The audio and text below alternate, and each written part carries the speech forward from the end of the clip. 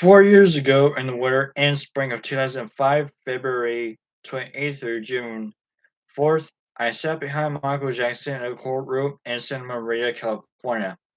I'm pretty certain I was the only person present, other than his lawyers and his family members, who had ever met the defendant or any of the other Jacksons. How well I remember the first day. Tia walked into the courtroom to support his brother. Everyone in the press area turned and looked at me with raised eyebrows. I mouthed the word Tito, and they all quickly jotted his name in their notes. They didn't know who he was. It was pretty much the same with all the film members who came in different configurations every day to support the most famous of the Jacksons. At the beginning of the trial, Michael Jackson, then 46, seemed to be in very good shape. He would walk briskly into court and, as we in the press watched, lever up by stretching his body as if he were getting ready for a performance or an athletic event. It was interesting to watch his dancer's body flex and relax.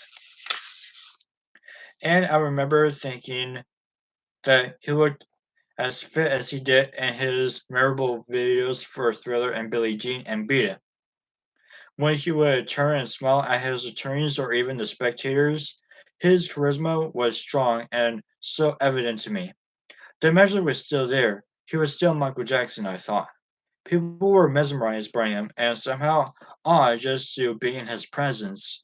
And never was that more evident than on March 1st, 2005, the second day of opening statements, when Michael's lawyer, Tom Mazzarello, played the controversial Warren Poop smear documentary for jurors and everyone that had gotten Michael into such trouble.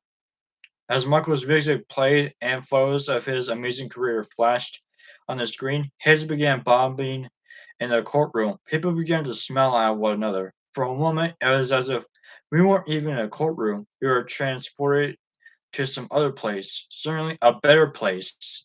While Michael's familiar voice and music filled the room, I thought to myself, this is going to be very odd trial. Then the testimony began. Day after day, as the prosecution stated its case and paraded one witness after another who spoke of inappropriate behavior between Michael and young boys, the pop star gradually seemed to fall inside of himself.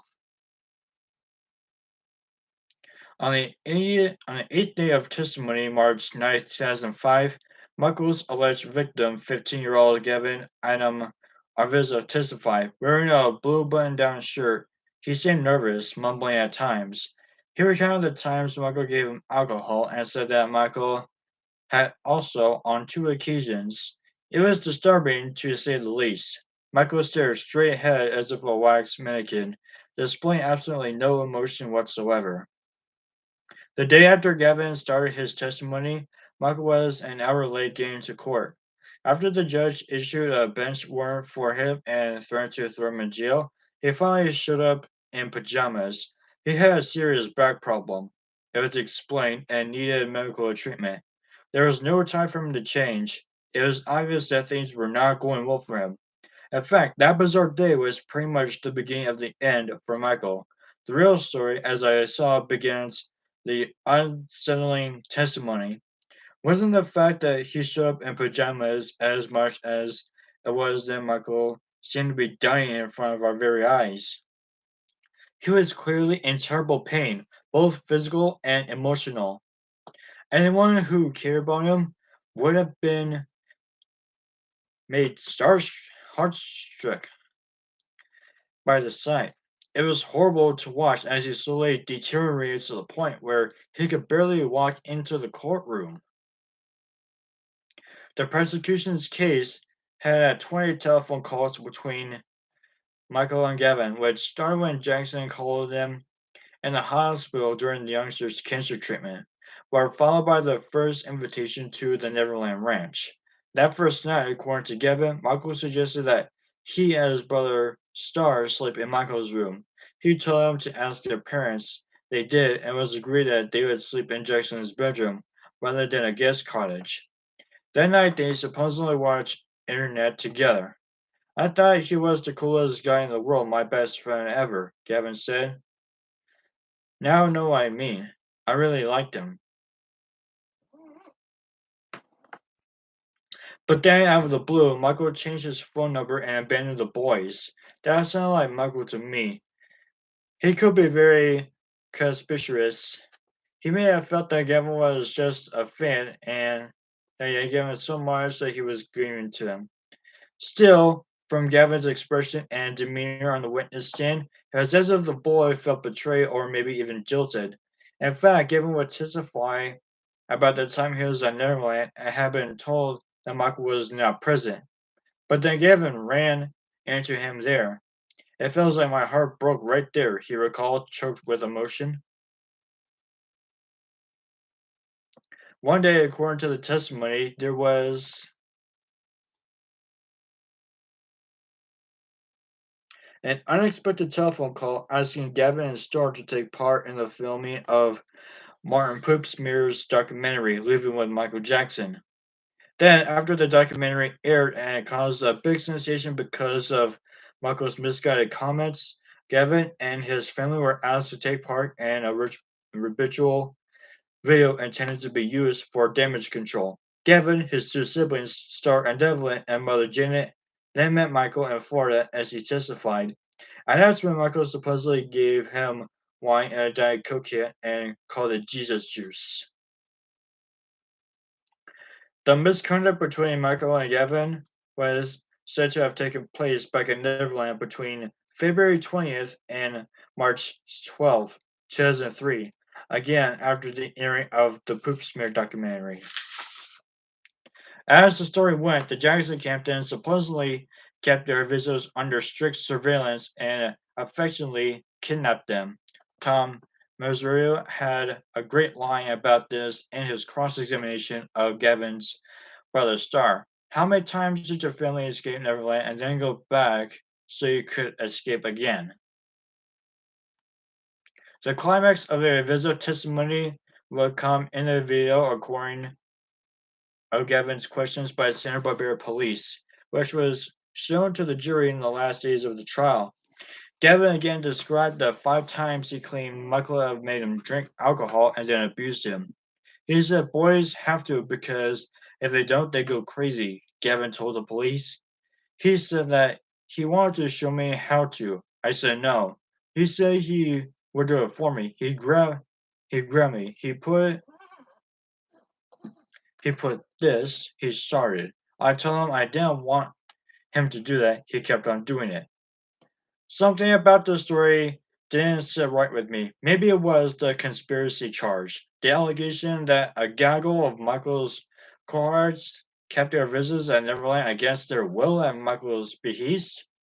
That seemed ridiculous to me, feeling as if the district attorney conducted that charge, it seemed that to me he had what else, in his case, was fiction. If I couldn't believe the conspiracy charge, could I believe the rest of the charges of giving alcohol to minors? But more than that, the so-called habitual video was troubling. In it, Gavin and his family were seen praising Michael Jackson beyond all reason while insisting that he was not capable of doing anything inappropriate with the child, and was very wrong. And they were adamant about it too. However, to explain it, the prosecution claimed the whole thing had have been scripted and their visitors have been forced to say what they said.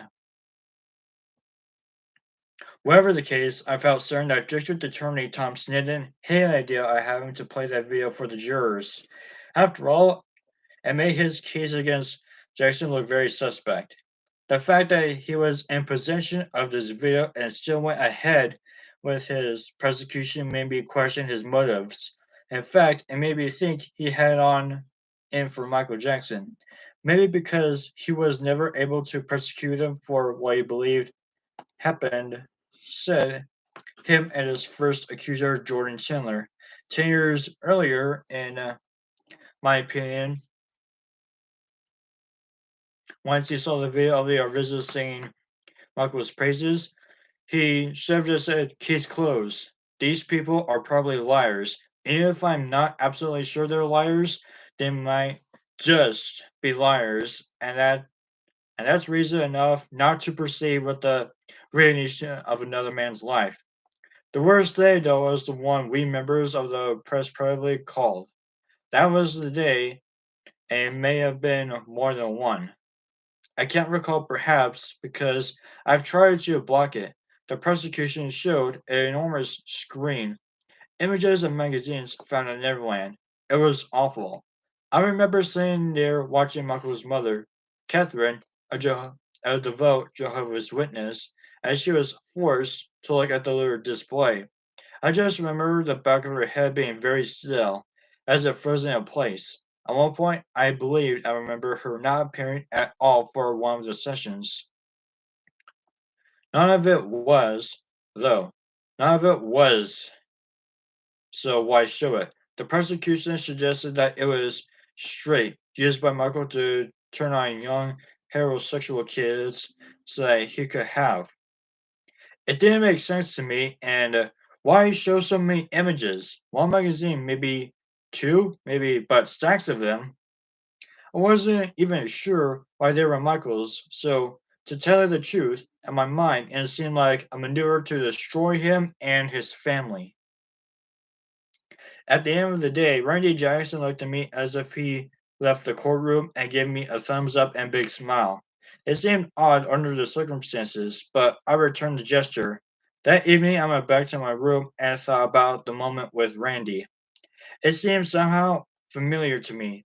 And then I remembered that almost 30 years earlier, Randy had been in an automobile accident and doctors said he would never walk again. At a press conference at the hospital, they rolled a young 18-year-old Randy Jackson out in a wheelchair, both legs in a cast. They said he would never walk again. I remember feeling sick about it. What a tragedy. I remember that Randy looked at me standing among the other members of the press and gave me a thumbs up and a big smile. Of course, Randy not only walked again, Michael said he danced and went on with his life in a remarkable fashion. Say what you want about the Jacksons. Hope springs eternal for what family, and maybe with good reason. I'll never forget another moment at the trial. It was one of the many days Michael hobbled by me, smiled and nodded his recognition.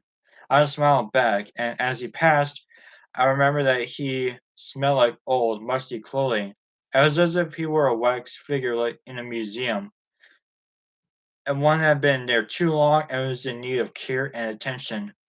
Later, one of the other reporters came over to me and said, "You're putting your objectivity in jeopardy by smiling at the defendant. People are going to think you're on his side." I shrugged my shoulders. "Yeah, well," I muttered as I walked away. I thought I was a little late to be concerned about objectively, especially after.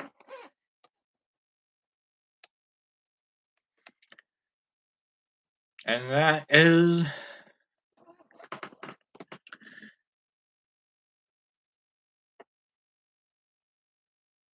yeah, Happy New Year. And in fact, that's especially all we had.